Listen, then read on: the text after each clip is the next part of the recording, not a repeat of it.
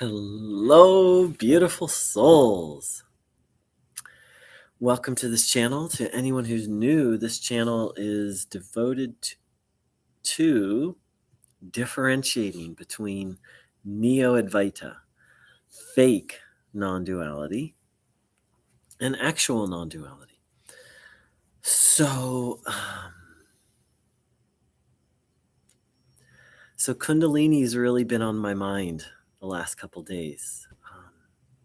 It's not something I talk about a lot because it's a very esoteric subject. And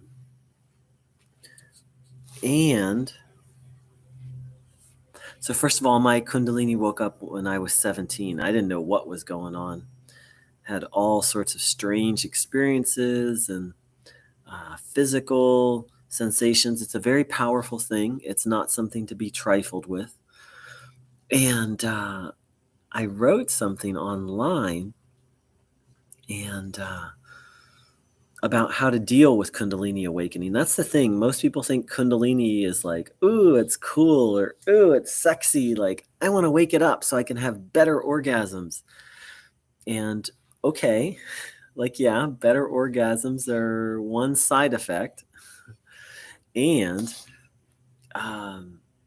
once Kundalini has awakened, well, the way I liken it is this, is everyone is on a spiritual journey, right? Like we're all growing and learning and right, it's more like, dips and so forth, but there's this kind of slow, gentle, upward learning process.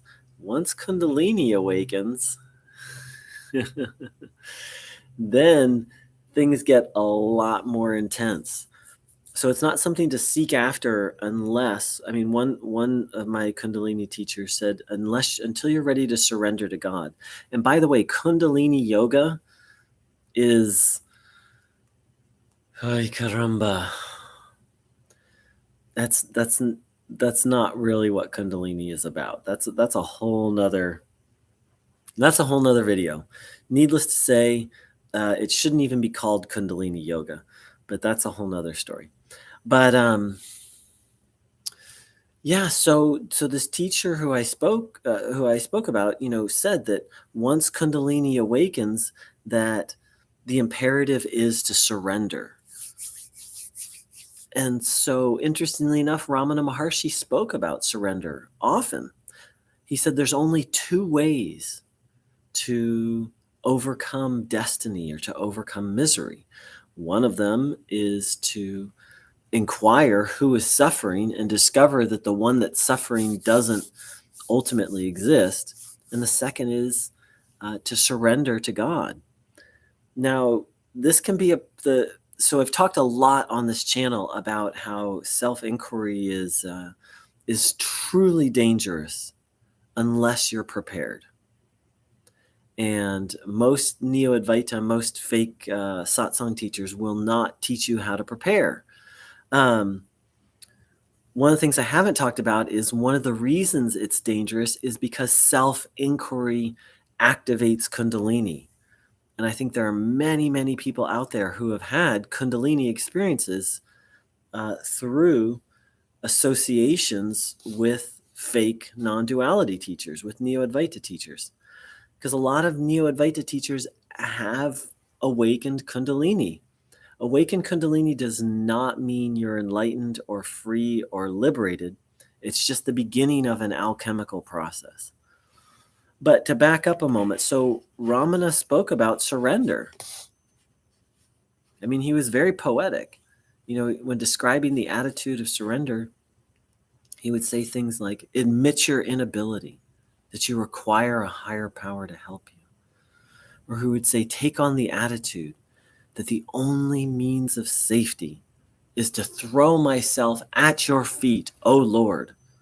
It almost sounds religious. And this is where people can get tied up a little bit, because most of us have been raised with crazy ideas and crazy definitions about God. So we're like, surrender to God? I'm not going to surrender to some crazy bearded man in the sky who sends people to hell forever. Like that was the God I was raised with, or the God who like kills his own son because of my sins. And like, that's the only way for me to be saved.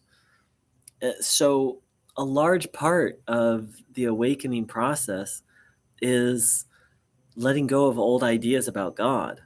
And, it took me a long, long time to get comfortable with the word God because I had just been taught the craziest thing. And so when you're stuck in between a rock and a hard place, it can, on the one hand, there's surrender to God, and you've been told all these crazy things about God. On the other hand, if you're in the middle of a spiritual awakening, especially a Kundalini awakening, and you're going crazy and you don't know what's going on, it can be hard to surrender or trust because a Kundalini awakening can be very disorienting and very confusing. And most people have no idea what a Kundalini awakening is all about. And so you'll get lots of bad advice. So one thing that really helped me, got a little background noise, one moment. One thing that really helped me was to use another word other than God. It's like I'd been taught wrongly all these things about God, so I just had to throw that word out for a while. One of my teachers suggested I use the word goddess because I just didn't have any goddess to talk about the supreme. But you can use any word: Tao, love, source. Source is a really popular one. I really like that one. The universe. People talk about the universe. It's because what they really mean is God, but they've just been beaten up with these horrible, horrible definitions of God. So surrender. A big part of surrender comes down to trust. And again, if you're in the middle of a Kundalini awakening, or if you finally realize that the Neo-Advaita teacher or the satsang or all these non-duality YouTube videos are false, but you had a partial kind of awakening, it can be very disheartening. It can be very hard to trust. Trust is probably the last thing. It was the last thing on my mind when I figured out I'd been lied to for all these years by these fake satsang teachers. My trust was destroyed at that point.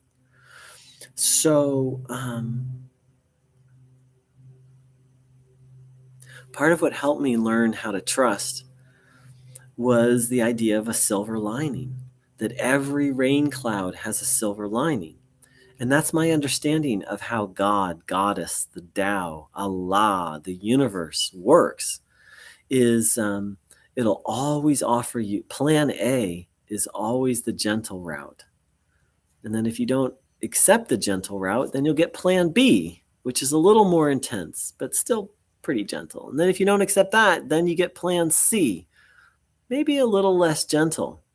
If you don't accept plan C, then you get plan D.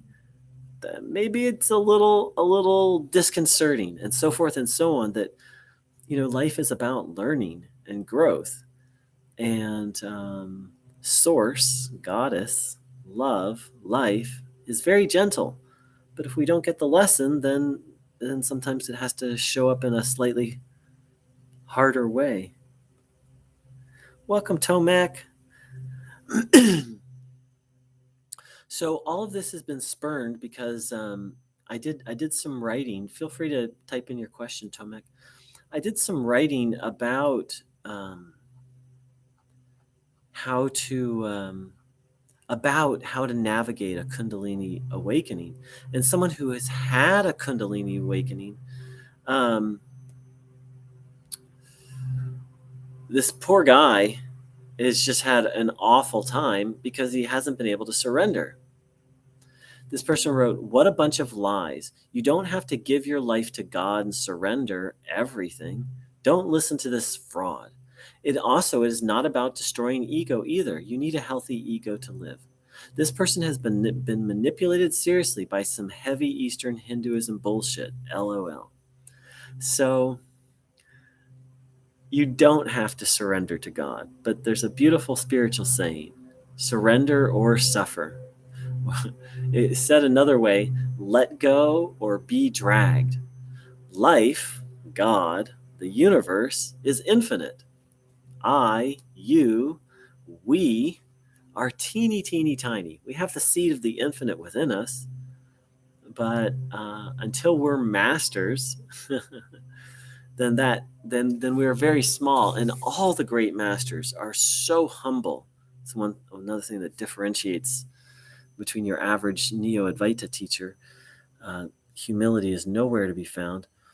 But so no, you don't have to surrender. Never said you have to. What I said is, what Ramana said, what any great master will say is surrender or suffer, right? Because I'm not in control of life. You're not in control of life, right? Like when we are moving towards a parking space and someone else slides in there before us, then we can get upset or we can surrender. Maybe we let the person know, like, hey, that didn't feel good. I was there. Or not. Maybe we just let it go and drive on. That's a simple example. But the truth of the matter is, we're not in control of 99.9999999% of the things that happen to us. Right? Like, well, great question, Tamek. I'll get to it. And so that's one of the reasons why surrender is so important and so true. Because most things are out of our control. Most things. Now, that's not a call to inaction. That's not a call to do nothing. But as the Bhagavad Gita teaches, as Hinduism teaches, do your duty and surrender the results. Results are always out of our hands. It's a cliche. You can just do your best, but it's also a spiritual truth. You do your best, and the results are up to life, to God, the Tao. So no, you don't have to surrender. And so this whole idea of destroying the ego, and so that's, what else do I want to say? Well, actually, I'm going to read what this person wrote. So this person had a Kundalini awakening, and they wrote, I didn't want the energy, and I developed neuropathy, which is like really bad pain in all my limbs when I rejected this energy. It damaged my nerves, and I can't have sex ever again. I can't forgive the Kundalini, so I have rejected it and lay in bed ill all day. I just want to be free, travel, find love, and be a good person. I didn't want to waste 10 years for useless spiritual powers or anything like that. That's a common misconception. Kundalini is not about acquiring spiritual powers. They will come as a side effect. Dormant capacities will be wakened up. But to seek out Kundalini or just to seek out occult powers is not a...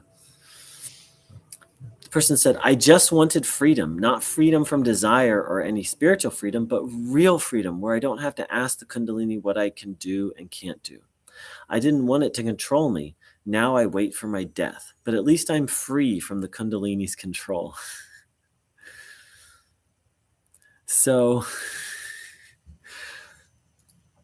I have a lot of compassion for this person.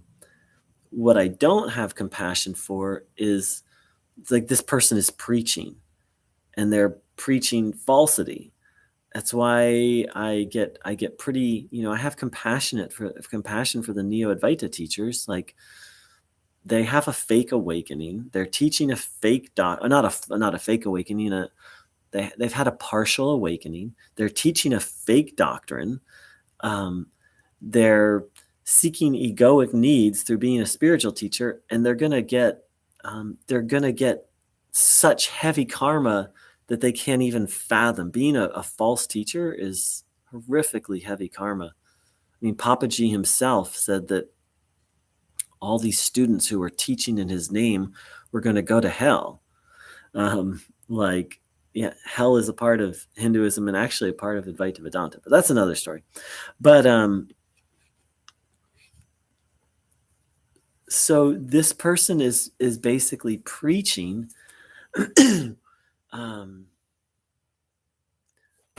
like being in control of their life. No one is in control of your life. And once your Kundalini has awakened, or once you've gone a certain distance on the spiritual path, like your life is completely, it's not really your life anymore. And here's the funny thing. It was never your life. It was a gift. And then life just does what it does.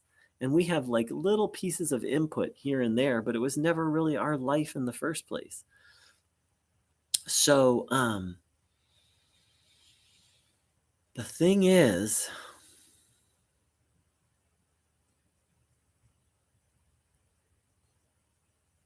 I've said many times that Neo-Advaita is a religion, and you can tell this because people need to keep going back to the satsang to get a hit of the teacher's energy. One of the things about Kundalini awakening is you do radiate positive energy, and people can get high off of it. And that's a large part of what's happening in these Neo-Advaita satsangs. But that's how we can know that Neo-Advaita is a religion, is because the teachers aren't providing the means for the people who go to the satsangs to have the direct experience themselves, to feel and know God, or in Advaita Vedanta terms, to feel or know their true self without going to a satsang. So, but once Kundalini is awakened, or once you've gone far enough on the path, then satsangs, churches, scriptures are not necessary. It's literally God has awakened within you. And there's a big difference between awakening and liberation. Liberation is when suffering can no longer get a hold of you. Awakening is just the beginning. Whether it be a Kundalini awakening or some kind of spiritual awakening or expansion of consciousness. So this poor soul had a spiritual awakening, and then they said no to it. And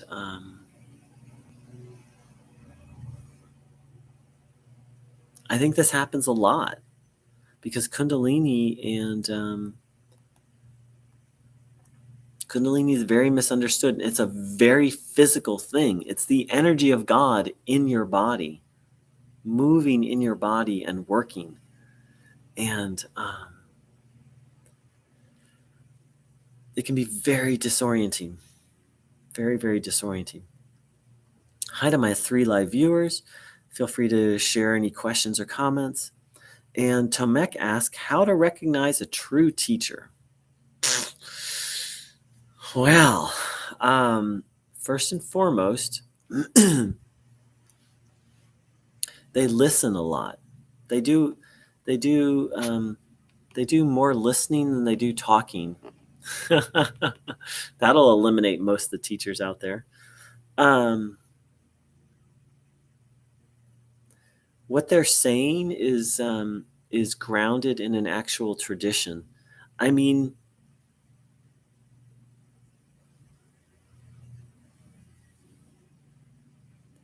see, a lot of people have an awakening experience and then they think they're enlightened.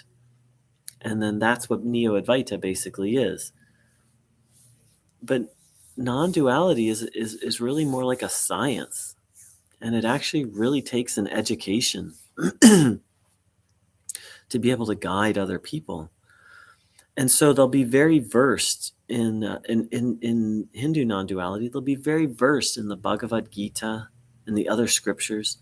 But maybe the easiest way to recognize a true teacher is they don't just offer the same advice and the same message to everyone.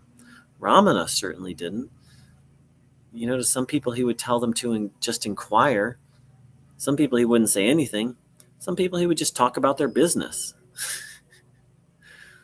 A true teacher will meet each person where they're at, and it will look very different.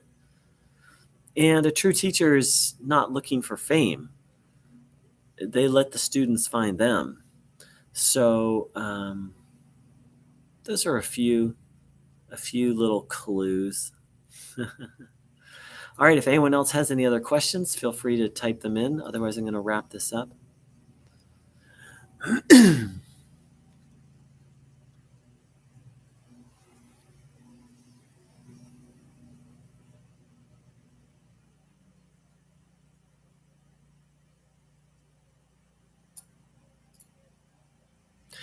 All right, beautiful souls. Thank you so much. I've left comments turned on for this one. So if anyone wants to share their own experience with Kundalini awakening, feel free to do so. Take care, dear ones. Big love.